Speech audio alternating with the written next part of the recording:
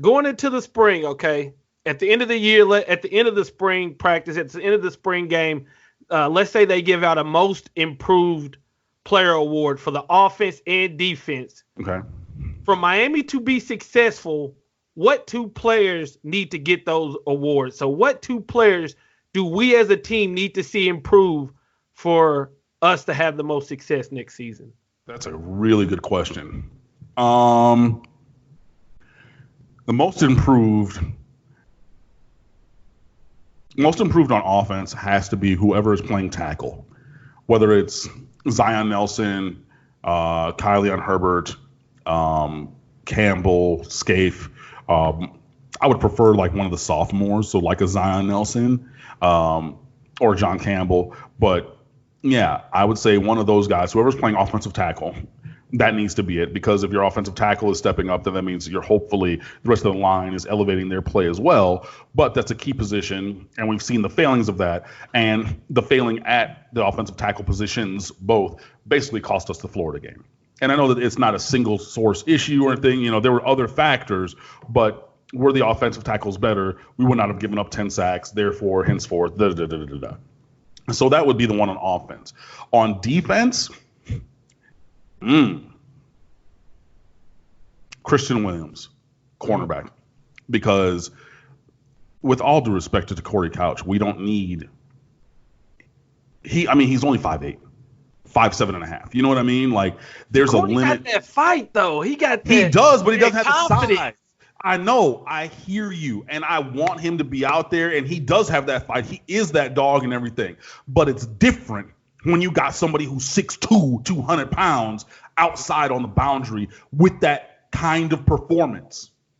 And like Corey Couch can't help that he's 5'7.5", 5'8". Just like Trajan Bandy couldn't help that he's 5'8", 5'9". Everybody knows that. And it's just a fact of life. But while I think that Corey Couch can be a role player, he cannot be the best defensive back on a championship caliber college football team. You cannot. Because if you think about it, if you're going up against Clemson, you got Justin Ross, Frank Ladson, T. Higgins, and all them 6'4", 6'5" guys who are fast, strong, and athletic as hell, and they're already 7, 8 inches taller than you. That's not going to work. It's not. I'm sorry.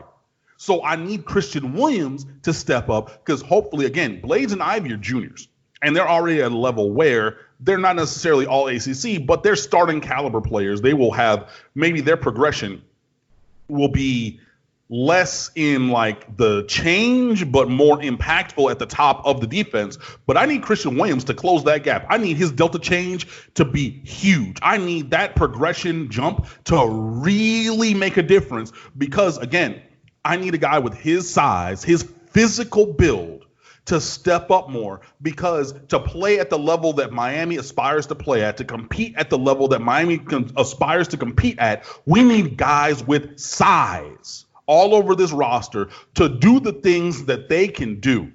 And that's why, to me, it's more important for Christian Williams than to Corey Couch. Because, again, to Corey Couch he's a dog. He has that mentality. He has all of those things. But his size is a major detriment. It just is. He cannot be your number one cornerback. It is not possible. Even if you saw this past year, we rotated Trajan Bandy, who's a full inch taller than to Corey Couch, off of the number one cornerback slot in situations because you cannot just have a guy who's 5'9" with average athleticism being your best corner. That's not a recipe for success in today's world of college football. That's why Christian Williams having the greatest improvement this spring is more important and more impactful to the success of this team both this year and moving forward for me. That makes a lot of sense.